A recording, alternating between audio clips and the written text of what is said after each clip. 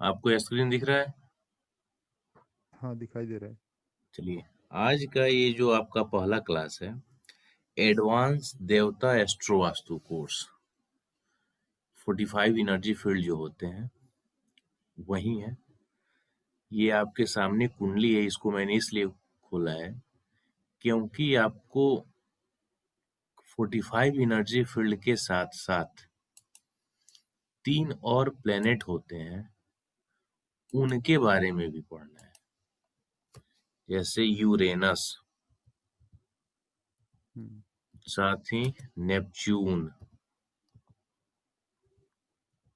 और हम्म। प्लूटो। अच्छा, ठीक है। यानी जो एस्ट्रो वास्तु आपने किया है और जहां भी एस्ट्रो वास्तु की क्लासेस होती हैं, सभी लोग 9 प्लैनेट्स का ही करते हैं। लेकिन ये जो 3 प्लैनेट हैं, यूरेनस, नेपच्यून और प्लूटो, इनका बहुत ही जबरदस्त रोल होता है। अच्छा। ये कुंडली के किसी भी भाव के रिजल्ट को, साथ ही साथ प्लैनेट के रिजल्ट को प्रभावित करते हैं।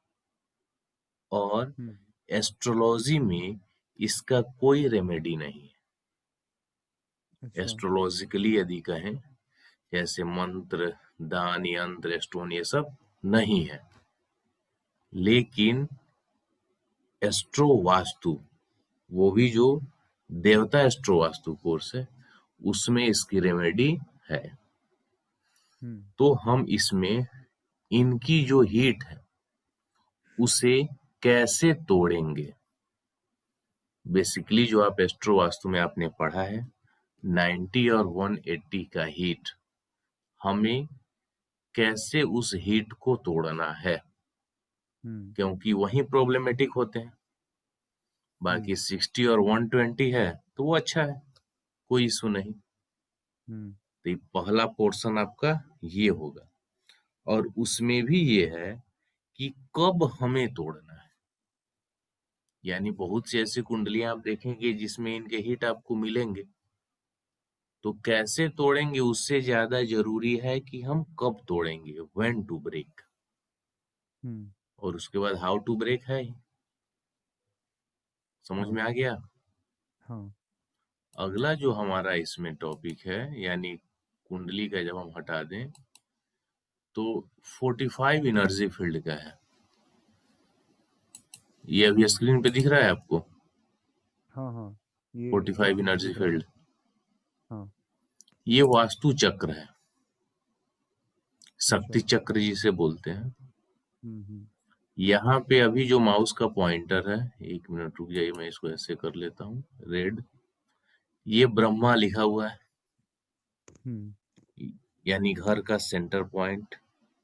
साथ ही साथ इसके चारों तरफ नॉर्थ डायरेक्शन में भूधर, ईस्ट में आर्यमा, साउथ में विवस्वान और वेस्ट में मित्र।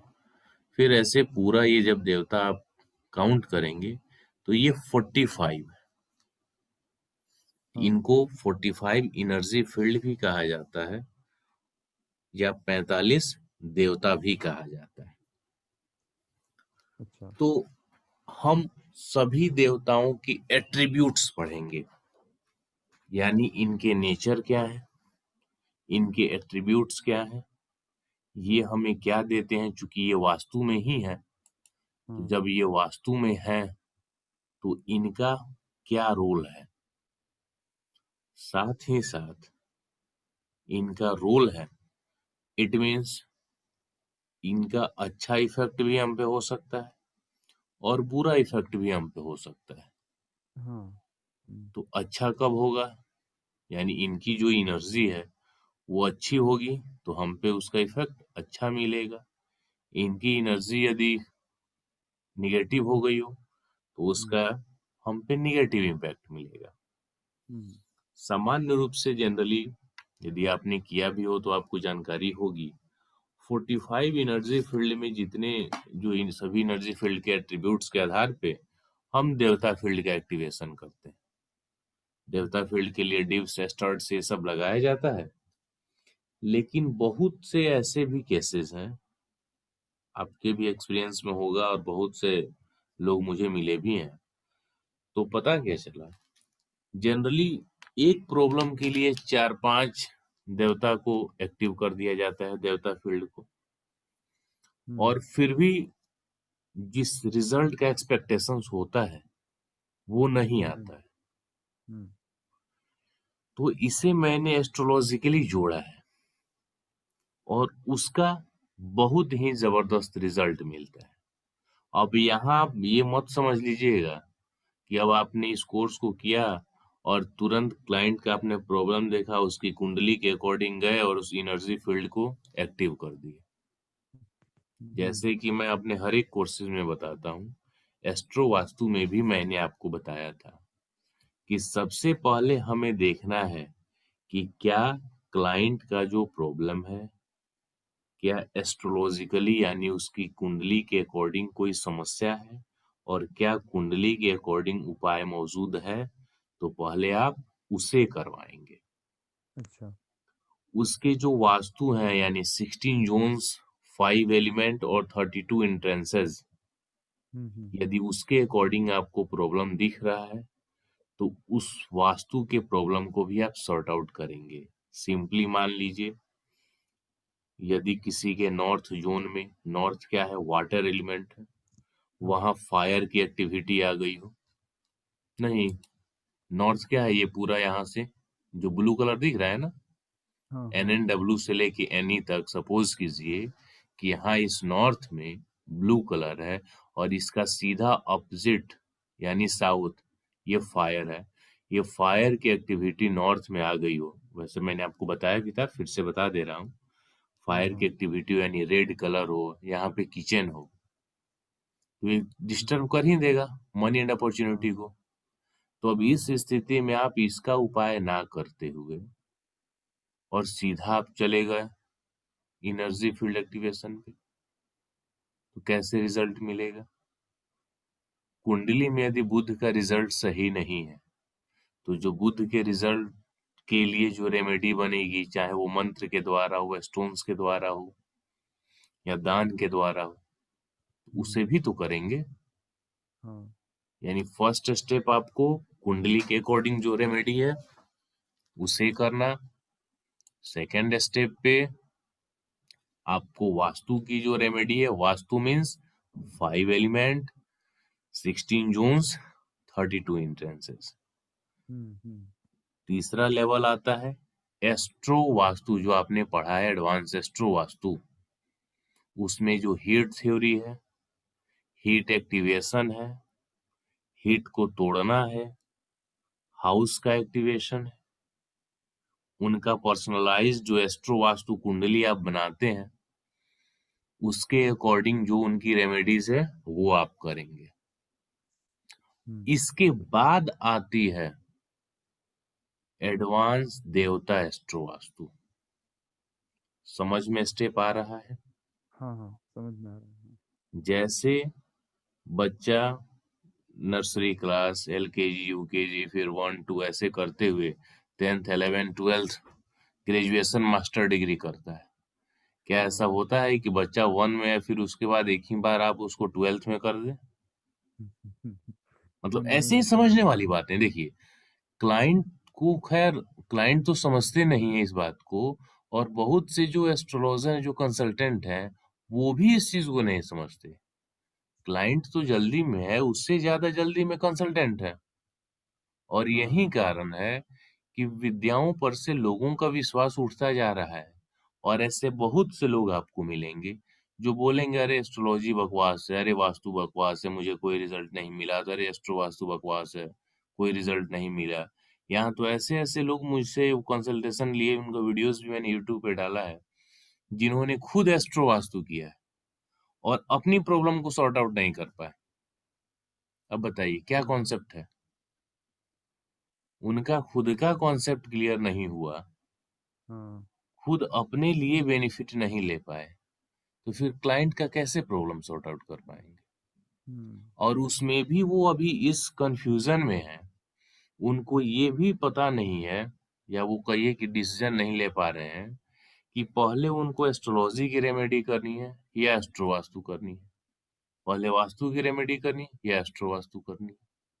हम्म, तो यहाँ तक जो इतने कंफ्यूजन जब क्रिएट होंगे आपके माइंड में, तो आप क्या रेमेडी कर पाएंगे? और सबसे बड़ी बात कि जो ये विद्या आप सीख रहे हैं, इससे आप अपनी लाइफ में चेंजिंग ना ला पाए, आप अपना प्रॉब्लम सॉर्ट आउट ना कर पाए, तो फिर आप क्लाइंट का क्या प्रॉब्लम सॉर्ट आउट करेंगे? राइट। समझ रहे हैं बातों को? हम्म, हम्म, तो ये सभी स्टेप वाइज स्टेप है और इनके स्टेप को फॉलो करना ही पड़ेगा, तभी आपको रिजल्ट मिलेगा। आपको यदि याद हो, आपने मुझसे बात किया था इसके बारे में, तो मैंने आपको क्या बोला था? कोर्स मैं तो कराने के लिए ही हूँ, लेकिन आप जिस यदि एक्सपेक्टेशंस आपका होगा कि अरे मैं ये 45 energy field activation astro vastu से कर लूंगा, तो फिर तुरंत जो भी प्रॉब्लम हो चलो एनर्जी फील्ड एक्टिव कर दिया, ऐसा हम्म, बिल्कुल नहीं करना है। अब यहाँ पे जो स्टेप्स हैं मैं आपको बता रहा हूँ, डिस्कस कि आप क्या पढ़ेंगे। सबसे पहले आप जो भी ये 45 एनर्जी फील्ड है सबका डिस्क्रिप्शन आप पढ़ेंगे, जो इनके एट्रीब्यूट्स होते हैं, यानी जो हाँ, इनका क्या पॉजिटिव इफेक्ट है, और जब एनर्जी फील्ड डिस्टर्ब हो जाएगी तो क्या इनका निगेटिव इफेक्ट मिलेगा। अच्छा। सेकंड होता है एनर्जी फील्ड को कैसे हम फाइंड आउट करेंगे। आपने भी देखा होगा बहुत से वास्तु कंसल्टेंट लोग वो फाइल्स वगैरह निकाल दिए ऑटो कैड के द्वारा, ऐसे ही हाँ, इसी साइज में रह रहा है, उसको आप मैप के ऊपर रखेंगे और वो मार्क करके दे दे रहे हैं कि ये एनर्जी फील्ड है। लेकिन हाँ, मेरा जो अपना पर्सनल ओपिनियन है, जो मैं डील कर रहा हूँ, उसके अकॉर्डिंग उन फाइल्स से आप एनर्जी फील्ड को एक्यूरेटली फाइंड आउट नहीं कर पाएंगे। यानी हम्म, जैसे यदि आपने भी कहीं से वो फाइल यदि लिया हो, वो इसी आकार में ऐसे ही तो होता है। यही जो हाँ, एनर्जी फील्ड है वो सभी आपके जो घर का मैप है, जैसे ये चक्र रखते हैं वैसे ही उस चक्र को भी आप रखेंगे। और हाँ, साथ ही यदि आपने कहीं उसका प्रिंट वगैरह निकलवाया हो तो इस तरह से आपको हार्ड कॉपी पर रखना होगा, और नहीं तो फिर आप अपने लैपटॉप या कंप्यूटर में जैसे करते होंगे, ऑटोकैड पे हाँ, करते होंगे, तो जैसे ही आपके घर के मैप पे आप रखेंगे, आपके मैप के ऊपर यह फाइल ओवरलैप होगा, तो जहाँ ये आर्यमा जाएगा तो आप समझेंगे कि ये आर्यमा है। जहाँ द्वितीय अदिति जाएगा वहां आप समझेंगे हाँ ये द्वितीय है, यह द्वितीय है, लेकिन ऐसा होता नहीं है। नहीं, क्यों नहीं होता है मैं बाद में बताऊंगा। तो यहाँ अभी सेकंड पॉइंट हमारा क्या है? How to find out energy field. कैसे आप एनर्जी फील्ड को फाइंड आउट करेंगे, चाहे वो 1 BHK फ्लैट हो या बहुत बड़ी कंपनी हो, फैक्ट्री हो। अच्छा, इसका यूज आपको कमर्शियल वास्तु में भी होगा। अच्छा, 45 okay, energy field commercial vastu के लिए ही है, अच्छा, लेकिन बहुत से लोग उसे अपने रेसिडेंशियल वास्तु में भी यूज करने लगे हैं। होता है, रिजल्ट भी अच्छे मिलते हैं, लेकिन स्टेप्स आपको फॉलो करने ही पड़ेंगे। हम्म, कमर्शियल वास्तु में भी है, जो आपके क्लाइंट हैं, पहले उनकी कुंडली, उनकी ग्रह दशा का अध्ययन करेंगे, क्या है, कैसा है, उसके बाद ही वहां भी स्टेप वहीं फॉलो करने हैं। अब अच्छा, जो 5 एलिमेंट और 16 जोन्स हैं, उसमें क्या होगा कि कई बार आप उससे जब कमर्शियल वास्तु यानी फैक्ट्री का करेंगे, तो प्रॉब्लम आ जाएगा। प्रॉब्लम क्या आ हम्म, जाएगा? जैसे मान लीजिए कोई पानी का ही प्लांट है, तो उसमें हाँ, चारों तरफ तो पानी से ही रिलेटेड ऑब्जेक्ट मिलेगा। करेक्ट, हाँ, पानी ही पानी अब रहेगा। वहां पे आप फायर वाले जोन में आप कहें कि यहाँ पानी नहीं होना चाहिए, अर्थ वाले जोन में कहें कि यहाँ पानी नहीं होना चाहिए, उसके डिस्ट्रक्टिव है, तो फिर वो सामान रखेगा कहाँ? समझ रहे हैं? हम्म, तो हम्म, इसलिए इस 45 एनर्जी फील्ड का यूज किया जाता है। अच्छा, लेकिन यदि जो आप एस्ट्रो वास्तु कर रहे हैं, देवता एस्ट्रो वास्तु, इसके थ्रू करेंगे, तो कम समय में और एक्यूरेटली रिजल्ट आप प्राप्त कर लेंगे। तो जो हमारा अच्छा, सेकंड पॉइंट था कि how to find 45 energy field, ये भी मैं आपको बताऊंगा कैसे आप फाइंड आउट करेंगे। थर्ड स्टेप होगा, एनर्जी फील्ड तो आपने फाइंड आउट कर लिया, अब उसकी एनर्जी को कैसे फाइंड आउट करेंगे कि क्या इसकी एनर्जी पॉजिटिव है या निगेटिव है। हम्म। अब निगेटिव है तो फिर एक अलग पॉइंट हुआ कि उसे पॉजिटिव बनाना है, अच्छा। और यदि पॉजिटिव है तो वह कितना पॉजिटिव है, उसका हम्म यानी जो स्ट्रेंथ है वह कितना प्रतिशत है, हम्म। क्या उसको और पॉजिटिव बनाना पड़ेगा या नहीं। हम्म। समझ में आया। हाँ, समझ में आया। उसके बाद जो ये एनर्जी फील्ड है, यानी जब एनर्जी आप फाइंड आउट करेंगे तो क्या जिस एनर्जी फील्ड को एक्टिव करना है उसे टेम्परली करना है या परमानेंटली करना है। अच्छा। दोनों कंडीशन होते हैं, अच्छा। Temporarily, permanently. परमानेंट। ठीक है, हम्म। ये सब अभी 45 एनर्जी फील्ड से ही चल रहा है। उसके बाद है ये सभी एनर्जी फील्ड 9 प्लेनेट से कनेक्टेड है। प्लेनेट अच्छा। ऐसे 12 हैं, लेकिन यूरेनस, नेपच्यून और प्लूटो को छोड़कर ये 9 से कनेक्टेड है। यूरेनस, नेपच्यून और प्लूटो का मैं आपको हीट वाला कॉन्सेप्ट पढ़ाऊंगा, वो अच्छा। एस्ट्रोलॉजी से। और इसमें ओके। 9 जो प्लेनेट है वो 45 एनर्जी फील्ड से कनेक्टेड है। साथ ही साथ जो 12 हाउसेज हैं उन 12 हाउसेज का भी कनेक्शन आपको 45 एनर्जी फील्ड से मिलेगा। अच्छा। अच्छा। यानी 9 ग्रह, 12 घर और 45 देवता। देवता।